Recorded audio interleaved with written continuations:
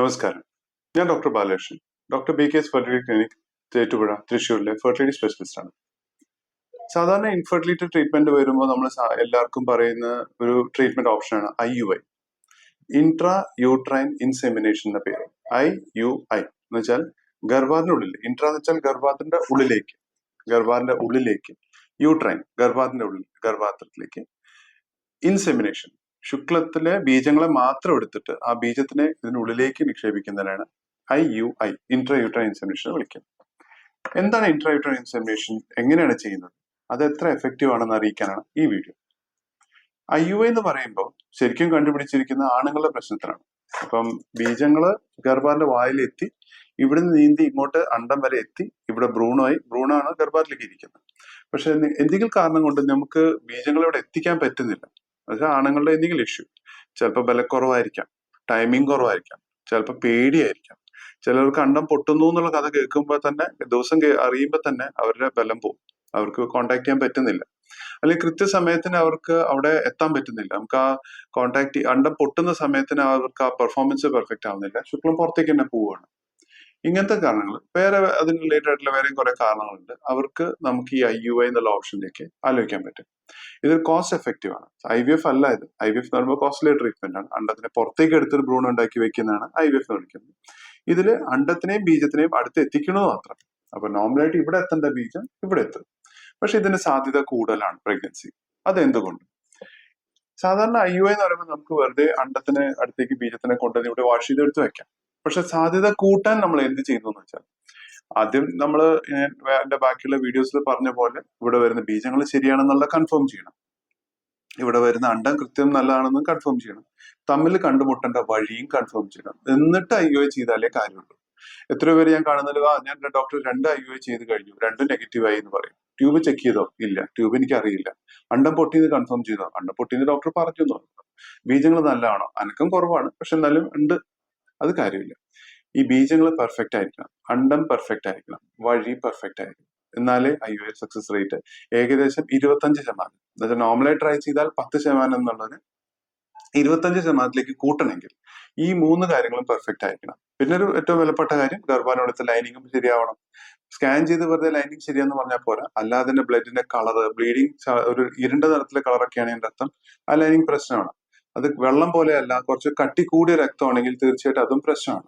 വെള്ളപ്പൊക്കെ, ചൊറിച്ചിൽ, അങ്ങനത്തെ ഇഷ്യൂ ഉണ്ടെങ്കിൽ അതിനകത്ത് ഉള്ളിൽ പ്രശ്നമുണ്ട്. അതൊക്കെ അത് ക്ലിയർ ചെയ്തിട്ട് പിന്നെ ചെയ്യണം നല്ലത്. അപ്പൊ IUI ചെയ്യുന്നത് എങ്ങനെ? നമ്മൾ IUI ചെയ്യുമ്പോൾ സാധാരണ ഒരു അണ്ടം വരണ്ട പകരം ഒരു 4-5 കുറച്ച് കൂടുതൽ അണ്ടങ്ങൾ വരുത്തുന്നത് നല്ലതാണ്. പക്ഷേ സക്സസ് റേറ്റ് കുറച്ചുകൂടി ബെറ്റർ ആണ്. കൂടുതൽ അണ്ടങ്ങൾ വന്നാൽ തീർച്ചയായിട്ടും കൂടുതൽ ബീജങ്ങൾ അതിന്റെ അടുത്ത് എത്തിയാൽ അത് തമ്മിൽ കണ്ടുമുട്ടാനുള്ള സാധ്യതയും കൂടും. ഈ പറയുന്ന പ്രൊസീജിയറിൽ നമ്മൾ എന്താ ചെയ്യുന്നത് വെച്ചാൽ, IUI പ്രിപ്പയർ ചെയ്ത് അണ്ടങ്ങൾ കൂടുതൽ കൊണ്ടുവന്നിട്ട് നമ്മൾ രാവിലെ, ഏതാണ്ട് ഇപ്പൊ ഇന്ന് രാവിലെയാണ് നമ്മൾ IUI ചെയ്യാൻ പ്ലാൻ എന്ന് വെച്ചാൽ, ഇന്ന് രാവിലെ ഒരു 9-10 മണിക്ക് നമ്മൾ IUI ചെയ്യുന്ന സമയം അടുപ്പിച്ച് അണ്ടം പൊട്ടുന്ന മാതിരി അഡ്ജസ്റ്റ് ചെയ്ത് ആ സമയത്ത് അണ്ടം പൊട്ടും. അത് അവർക്ക് സ്ത്രീകൾക്ക് അവിടെ അടിവയറ്റിൽ വേദനയും വരും. യൂഷ്വലി വെള്ളം പോലത്തെ നല്ല ലൂസല്ല ഡിസ്ചാർജും വന്നു തുടങ്ങും. ഓവുലേഷന്റെ ലക്ഷണം, ഉണ്ടൽപാദനത്തിന്റെ ലക്ഷണം. ഈ പൊട്ടിയിരിക്കുന്ന സമയത്ത് നമ്മൾ എന്ത് ചെയ്യും? ഹസ്ബൻഡിന്റെ സാമ്പിൾ കളക്ട് ചെയ്യും. ഇതിൽ ശ്രദ്ധിക്കേണ്ട കുറച്ച് കാര്യങ്ങൾ. ശുക്ലം കളക്ട് ചെയ്യുമ്പോൾ ആദ്യം അവര് കൈ നന്നായി സോപ്പിട്ട് വാഷ് ചെയ്യണം. വണ്ടിയിലുള്ള പെട്രോള്, പൊടി, പുറത്തെ ചെളി അതൊക്കെ കയ്യിലുണ്ടെങ്കിൽ അത് സെമനിൽ മിക്സ് ആയാൽ അത് കാരണം ബീജങ്ങളുടെ അനക്കം കുറയും. ഈ ഇത് സ്റ്റെപ്പ് കഴിഞ്ഞ് അടുത്ത യൂറിൻ പാസ് ചെയ്യുന്നത് വെച്ചാൽ, ഈ എടുക്കുന്ന സെമൻ സാമ്പിളിലേക്ക് യൂറിൻ മിക്സ് ആവരുത്. യൂറിൻ മിക്സ് ആയ ബീജങ്ങളുടെ അനക്കം പിന്നെയും കുറയും, അതിന്റെ pH മാറ്റങ്ങൾ കാരണം. മൂന്നാമത്തത്, കൈ നന്നായിട്ട് വെറും പച്ചവെള്ളം വെച്ച് കഴുകുക. വെച്ചാൽ ആദ്യമുള്ള സോപ്പ് സെമനിൽ മിക്സ് ആവരുത്. എന്നുവെച്ചാൽ അത് കാരണം ബീജങ്ങളുടെ അനക്കം പിന്നെയും കുറയും. പിന്നെ സാമ്പിൾ പുറത്തേക്ക് പോകാൻ പറ്റാത്ത വിധം മുഴുവൻ ഒന്ന് കളക്ട് ചെയ്താൽ നല്ലത്. ഇത് കഴിയുമ്പോൾ ഈ സാമ്പിൾ എടുത്ത് നമ്മൾ യൂഷ്വലി വാഷ് ചെയ്യും. നമ്മൾ അരിയൊക്കെ വൃത്തിയാക്കുന്ന പോലെ ഈ ശുക്ലത്തിനെ വാഷ് ചെയ്തിട്ട് ശുക്ലത്തിന്റെ വെള്ളത്തിന്റെ അംശത്തിനെ മാറ്റും. ഇങ്ങനെ എടുക്കുമ്പോൾ എന്നാ പറ്റുന്ന വെച്ചാൽ, സാധാരണ ബീജങ്ങൾ നേരെയാണ് പോകുന്നത്. അപ്പൊ നേരെ പോകുന്നത്, ഇപ്പൊ നിങ്ങൾ ഒരു ഉദാഹരണം പറയണെങ്കിൽ, നിങ്ങളുടെ വണ്ടിയിൽ പെട്രോൾ ഉണ്ട്, നിങ്ങൾക്ക് 1 കിലോമീറ്റർ പോകേണ്ട അത്രയും പെട്രോൾ ഉണ്ട്. പക്ഷെ വഴിയിൽ കുറെ വണ്ടികൾ അങ്ങോട്ടും ഇങ്ങോട്ടും റോഡ് ജാം ചെയ്ത് വെച്ചിട്ടുണ്ടെങ്കിൽ ഇതൊക്കെ കടന്ന് വളഞ്ഞു ചെരിഞ്ഞ് അവിടെ എത്തുമ്പോഴേക്കും ബീജങ്ങളുടെ ആരോഗ്യം കുറയും. അപ്പൊ 1 കിലോമീറ്റർ എത്തും മുമ്പേ ചിലപ്പോൾ പെട്രോൾ തീർന്നു പോയാൽ അത് വണ്ടിക്ക് എത്താൻ പറ്റില്ല. അതേപോലെ ബീജങ്ങൾ നേരെ പോകുന്നതിന്റെ വഴിയിൽ കുറെ അനക്കം കുറഞ്ഞതും ആരോഗ്യമില്ലാത്തതും അങ്ങോട്ട് ബ്ലോക്ക് ചെയ്ത് നിൽക്കുന്ന കുറെ ബീജങ്ങൾ ഉണ്ടെങ്കിൽ അതിനെ മാറ്റിക്കഴിഞ്ഞാൽ ഈ ബീജത്തിന്റെ ഫുൾ ഉന്മേഷം മുന്നോട്ട് പോകാൻ മാത്രം അത് യൂസ് ചെയ്ത് ആ എനർജറ്റിക്കലി നല്ല സുഖമായിട്ട് ബീജങ്ങൾക്ക് ഇവിടെ നിന്ന് ഇങ്ങോട്ട് എത്താൻ സാധ്യത കൂടും.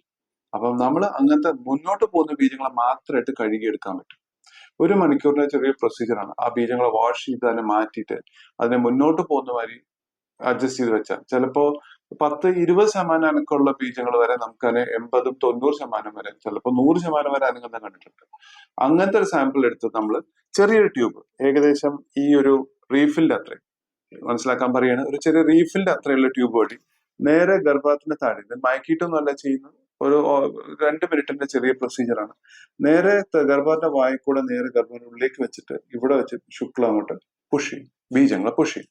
അപ്പൊ ബീജങ്ങൾ ഇവിടെ നിക്ഷേപിച്ചു കഴിഞ്ഞാൽ ബീജങ്ങൾക്ക് ഇങ്ങോട്ടോ ഏത് സൈഡിലേക്കാണ് ട്യൂബ് ഓപ്പൺ ആയിട്ട് ആ ട്യൂബ് രണ്ടിലൂടെ 2 സൈഡിലേക്കും ബീജങ്ങൾ പോയാൽ ഇവിടുന്ന് എത്തുന്നതിനെക്കാട്ടിലും ഇവിടുന്ന് എത്താൻ സാധ്യത 4 ഇരട്ടി കൂടുതലാണ്. അങ്ങനെയാണെങ്കിൽ പ്രഗ്നൻസി സാധ്യതയും 25% കൂടും. തീർച്ചയായിട്ടും ഇതിൽ പ്രഗ്നൻസി ചാൻസസ് കൂടുന്നത് മാത്രമല്ല നല്ല പ്രഗ്നൻസി ചാൻസസും കുറച്ച് കൂടും. അപ്പൊ ഇത് വലിയ കോസ്റ്റ്ലി അല്ലാത്തൊരു പ്രൊസീജിയർ, പിന്നെ ഒരു ഔട്ട് പേഷ്യന്റ് പ്രൊസീജിയർ, അഡ്മിഷൻ ഒന്നുമില്ല, മയക്കൊന്നും ഇല്ലാതെ വെറുതെ ഈസി ആയിട്ട് ചെയ്യാവുന്ന പ്രൊസീജിയർ ആയിട്ടുണ്ട്.